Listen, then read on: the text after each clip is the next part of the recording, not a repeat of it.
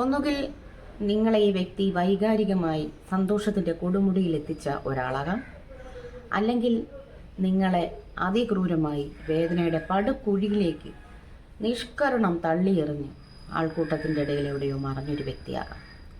ഇതിലെന്ത് drawbacks ആണ് ഈ വ്യക്തിയുടെ ഓർമ്മകളിൽ നിങ്ങളെ തളച്ചിടുന്നത് എന്ന് നിങ്ങൾ സ്വയം തിരിച്ചറിയുമ്പോഴാണ് ഇതിനുള്ള ഉത്തരം നിങ്ങൾക്ക് തന്നെ കിട്ടുക. നമസ്കാരം. 5 മെയിൽ ഏകദേശം എൻ്റെ കണ്ടന്റ് ഒരേപോലെയായിരുന്നു. അതുകൊണ്ട് ഞാൻ ഒരു മെയിൽ തിരഞ്ഞെടുക്കുന്നു, അത് വായിക്കുന്നു, അതിനുള്ള മറുപടി പറയുമ്പോൾ ബാക്കിയുള്ള എല്ലാവർക്കും അതിനുള്ള ഉത്തരം കിട്ടിയിട്ടുണ്ടാകും.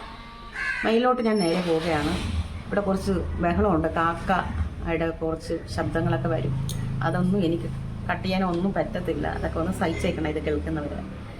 ഹലോ എന്നാണ് മെയിലിൽ എന്നെ സംബോധന ചെയ്തിട്ടുള്ളത്. ഹലോ, ഞാൻ വല്ലാത്തൊരു മാനസിക അവസ്ഥയിലൂടെ എൻ്റെ ദിവസങ്ങൾ കടത്തിവിടുന്നു സാർ എന്നൊക്കെയാണ് പറഞ്ഞിട്ടുള്ളത്. സാർ, എൻ്റെ ജീവിതത്തിൽ നിന്നും 5 വർഷങ്ങൾക്ക് മുമ്പ് പിരിഞ്ഞു പോയൊരു വ്യക്തി നിരന്തരം എൻ്റെ മനസ്സിൽ കടന്നു വന്നുകൊണ്ടിരിക്കുകയാണ്.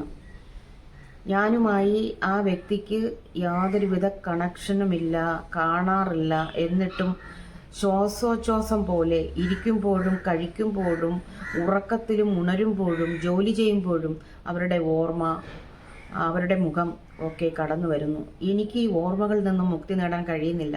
ഞാൻ അവരെ വെറുക്കുന്നു, മറക്കാൻ ആഗ്രഹിക്കുന്നു. അവർ എന്നെ തള്ളിക്കളയുകയും ചെയ്ത ഒരാളാണ്. എന്നിട്ടും എന്നെ വിടാതെ അവരുടെ ഓർമ്മകൾ പിന്തുടരുന്നു. ഇതിൽ നിന്ന് മുക്തി നേടാൻ ഞാൻ എന്ത് ചെയ്യണം? തൃശ്ശൂരിൽ നിന്നും ബിനോയ് എന്ന ഒരാളാണ് ഈ മെയിൽ അയച്ചിട്ടുള്ളത്.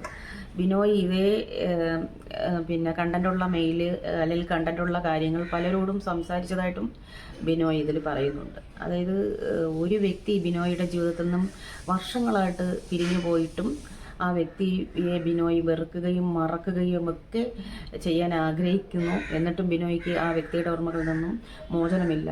അതിൽ നിന്ന് മോചനം കിട്ടാൻ എന്താണ് ചെയ്യേണ്ടത് എന്നാണ് ബിനോയ് ഈ കത്തിലൂടെ ചോദിച്ചിരിക്കുന്നത് തൃശ്ശൂരിൽ നിന്നും. ബിനോയ്, ഒരു കാര്യം ഞാൻ വ്യക്തമായിട്ട് സ്ട്രെയിറ്റ് പറയാം. ഒരു വ്യക്തി നിങ്ങളെ എപ്പോഴും നിങ്ങളുടെ ഓർമ്മകളിൽ കടന്നു വരികയും നിങ്ങളെ വിടാതെ മനസ്സുകൊണ്ട് പിന്തുടരുകയും ചെയ്യുന്നുണ്ടെങ്കിൽ നിങ്ങൾ തീർച്ചയായിട്ടും വിചാരിക്കേണ്ടത് ആ വ്യക്തിയും നിങ്ങളെക്കുറിച്ച് ഇത്തരത്തിൽ ചിന്തിക്കുന്നു എന്നാണ്. ഒരിക്കലും ആ വ്യക്തി നിങ്ങളെ മറന്നൊന്നോ ഓർക്കാതിരിക്കുന്നൊന്നോ ഉള്ളതല്ല ഇല്ലെന്ന് നിങ്ങൾ മനസ്സിലാക്കേണ്ടത്. നിങ്ങൾ എത്ര തന്നെ വേണ്ടാന്ന് വെച്ചാലും, എത്ര തന്നെ ഓർക്കണ്ടെന്ന് വെച്ചാലും, ആ വ്യക്തിയുടെ ഓർമ്മകൾ നിങ്ങളിൽ വീണ്ടും വീണ്ടും വീണ്ടും ഉണർന്നു വരുന്നുണ്ടെങ്കിൽ, ജീവിതം നിങ്ങളെ 2 ദിശകളിലേക്ക് വഴിതിരിച്ച് വിട്ടിട്ടുണ്ടെങ്കിൽ, വീണ്ടും വീണ്ടും നിങ്ങൾ ആ ഓർമ്മകളിൽ തന്നെ ബന്ധനസ്ഥനായി നിൽക്കുന്നുണ്ടെങ്കിൽ, നിങ്ങൾ തിരിച്ചറിയുക, ഈ വ്യക്തിയും നിങ്ങളും തമ്മിൽ അദൃശ്യമായ പ്രപഞ്ചത്തിൻ്റെ നിങ്ങൾക്ക് അദൃശ്യമായ ചരടുകളാൽ വളരെയധികം ബന്ധിക്കപ്പെട്ടിരിക്കുന്നു എന്നുള്ള ഒരു സത്യം നിങ്ങൾ തിരിച്ചറിയുക. നിങ്ങളുടെ മനസ്സിലാണ് ആ ചരടുള്ളത്, പ്രപഞ്ച ശക്തിയിലാണ് നിങ്ങൾ ബന്ധിക്കപ്പെട്ടിരിക്കുന്നത്. അത് നിങ്ങൾക്ക് ദൃശ്യമല്ല, പക്ഷെ മാനസികമായിട്ട് ഈ ബന്ധം നിങ്ങൾക്ക് ദൃശ്യമാണ്. നിങ്ങൾ ഓർക്കുന്നതിൻ്റെ ഇരട്ടിയിലധികം തവണ ആ വ്യക്തി നിങ്ങളെ ഓർക്കുന്നുണ്ട്. അപ്പോൾ നിങ്ങൾ ഓർക്കുമ്പോൾ നിങ്ങൾ അറിയാതെ തന്നെ സംഭവിക്കുന്ന ആ ടെലിപ്പതി എന്നാണ് അതിൻ്റെ പേര്. ആ ടെലിപ്പതി അന്തരീക്ഷത്തിലൂടെ ആ പ്രസ്തുത വ്യക്തിയിലേക്ക് എത്തുകയും ആ വ്യക്തിയും അതേസമയം നിങ്ങളെ ഓർക്കുകയും ചെയ്യുന്നു. അല്ലെങ്കിൽ ആ വ്യക്തി നിങ്ങളെ ഓർക്കുന്ന അതേ സമയം തന്നെ ആ ഒരു അദൃശ്യ ശക്തി, ആ എന്താണ് അതിന് പറയുക, ടെലിപ്പതി എന്ന് തന്നെയാണ് അതിൻ്റെ പേര്, അത് നിങ്ങളിലേക്ക് എത്തിച്ചേരുകയാണ് പ്രപഞ്ചശക്തിയിലൂടെ. അപ്പോൾ തന്നെ നിങ്ങളുടെ ബ്രെയിൻ അവരെ ഓർക്കുകയും ചെയ്യുന്നു.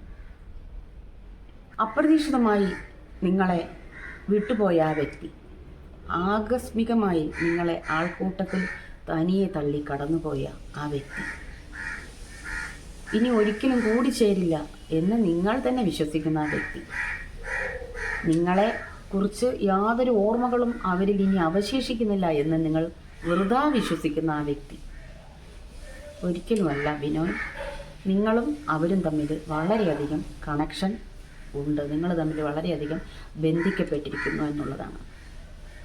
പിന്നെ നിങ്ങൾ മനസ്സുകൊണ്ട് ആഗ്രഹിക്കുകയാണ്, ഞാൻ ഇതിൽ നിന്ന് മുക്തനാകണം, ഞാൻ അവരുടെ ഓർമ്മകളിൽ നിന്ന്, ഞാൻ എന്തിനാണ് ഇങ്ങനെ ആവശ്യമില്ലാത്ത ഒരു വ്യക്തിയുടെ ഓർമ്മകളിൽ ഞാൻ ജീവിക്കുന്നത് എന്ന് നിങ്ങൾ സ്വയം തിരിച്ചറിയണം.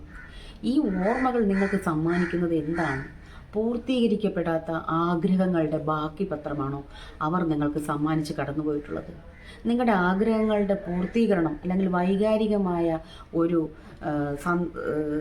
സംതൃപ്തി നിങ്ങളിൽ പൂർത്തീകരിക്കപ്പെടാതെയാണോ അവർ നിങ്ങളിൽ നിന്ന് വിട്ടുപോയത്? ഇതൊക്കെ നിങ്ങൾ സ്വയം ആലോചിക്കുക.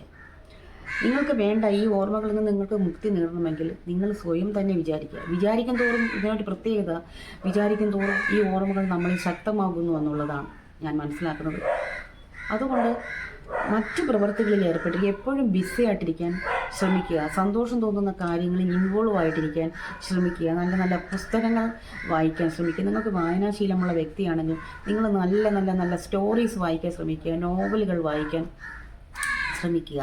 അല്ലെങ്കിൽ നിങ്ങളുടെ മനസ്സിൻ്റെ ഗതി, അതായത് നിങ്ങളുടെ മനസ്സിൻ്റെ ഗതി നിയന്ത്രിക്കുന്ന തരത്തിലുള്ള എന്തെങ്കിലും കാഴ്ചകൾ നിങ്ങൾ കാണുക. നിങ്ങൾക്ക് ഒരിടത്ത് തന്നെ കോൺസെൻട്രേഷൻ കിട്ടുന്ന തരത്തിലുള്ള ഇഷ്ടമുള്ള വിനോദങ്ങളിൽ ഏർപ്പെടുക. മനഃപൂർവ്വം ആ ഓർമ്മകളിലേക്ക് കടന്നു ചെല്ലാനുള്ള സാഹചര്യങ്ങളെ സൃഷ്ടിക്കാതിരിക്കുക. ഇതൊക്കെയാണ് നിങ്ങൾക്ക് ഈ ഓർമ്മകൾ വേണ്ട, നിങ്ങൾക്ക് ഈ ഓർമ്മകൾ ഇഷ്ടമല്ലെങ്കിൽ നിങ്ങൾ അതിൽ നിന്ന് വഴിതിരിച്ചു വിടാൻ വേണ്ടിയിട്ട് നിങ്ങൾക്ക് സ്വീകരിക്കാവുന്ന മാർഗം. നിങ്ങൾ രണ്ടുപേരും, ഞാനൊരു സ്റ്റോറി പറയാം. ഇത് സ്റ്റോറിയല്ല, നടന്ന സംഭവം തന്നെയാണ്. വളരെ വർഷങ്ങൾക്ക് മുമ്പ് ഞാൻ അമ്മയൊക്കെ പറഞ്ഞ് കേട്ടിട്ടുള്ള ഒരു സംഭവ കഥയാണ്. അതായത് രണ്ടുപേർ തമ്മിൽ പ്രണയത്തിലായിരുന്നു. അവർക്ക് ജീവിതത്തിൽ ഒരിക്കലും ഒരുമിച്ച് ചേരാൻ കഴിയാത്ത സാഹചര്യങ്ങളിലൂടെ പിരിയേണ്ടി വന്നു. ആ പുരുഷൻ വേറെ വിവാഹം കഴിച്ചു, മക്കളായി, കുടുംബമായി ജീവിക്കുന്നു. ആ സ്ത്രീ മറ്റൊരിടത്ത് ഭർത്താവിനോടും മക്കളോടൊപ്പം സന്തോഷമായിട്ട് ജീവിക്കുന്നു. പക്ഷേ ഏതോ ഒരു അദൃശ്യ ശക്തിയുടെ കരങ്ങൾ അവരെ തമ്മിൽ മാനസികമായിട്ട് എപ്പോഴും ഒരുമിപ്പിച്ച് തന്നെ നിർത്തി. പരസ്പരം അവർ രണ്ടുപേരും അവരുടെ ചിന്തകളിൽ ഒരുമിച്ച് ജീവിച്ചു. ശരീരം കൊണ്ട് മറ്റ് ജീവിതങ്ങളിൽ അവർ ജീവിക്കുമ്പോഴും മനസ്സുകൊണ്ട് അവർ രണ്ടുപേരും ഒരുമിച്ചാണ് ജീവിച്ചത്. അങ്ങനെ വർഷങ്ങൾ കഴിഞ്ഞു പോയി. അദ്ദേഹം വൃദ്ധനായി വിദേശത്തെവിടെയോ വെച്ച് ഒരു അറ്റാക്ക് വന്ന് മരിച്ചു. ഇത് ഒന്നും നാട്ടിലുള്ള ആരും അറിയുന്നില്ല. നാട്ടിൽ അദ്ദേഹം മരിച്ച അതേ സമയത്ത് തന്നെ മറ്റൊരു കുടുംബിനിയായി കഴിയുന്ന ഈ സ്ത്രീയും ആ സമയത്ത് തന്നെ മരിച്ചു എന്നുള്ളതാണ് പിന്നീട് ബന്ധുക്കളും സുഹൃത്തുക്കളൊക്കെ തിരിച്ചറിഞ്ഞത്. അപ്പോൾ അവരുടെ വീട്ടുകാരും ഇതറിയാണ്. ആ പുരുഷൻ മരിച്ചുപോയ ആ വൃദ്ധനായ അദ്ദേഹത്തിൻ്റെ വീട്ടുകാരും അറിയുന്നു. ഇവിടെ മരിച്ചുപോയ പരസ്പരം അറിയാതെ ആത്മാക്കൾ പോലും ഉപേക്ഷിക്കപ്പെടുന്നു എന്നുള്ളതാണ്.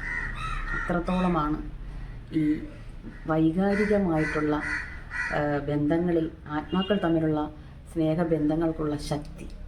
അതുകൊണ്ട് ബിനോയ്, ഈ ബന്ധങ്ങളിൽ നിന്നും ഈ ഓർമ്മകളിൽ നിന്ന് നിങ്ങൾക്ക് മുക്തനാകണമെങ്കിൽ ഇത് നിങ്ങൾ സ്വയം ഇതിനുള്ള വഴികൾ കണ്ടെത്തുക.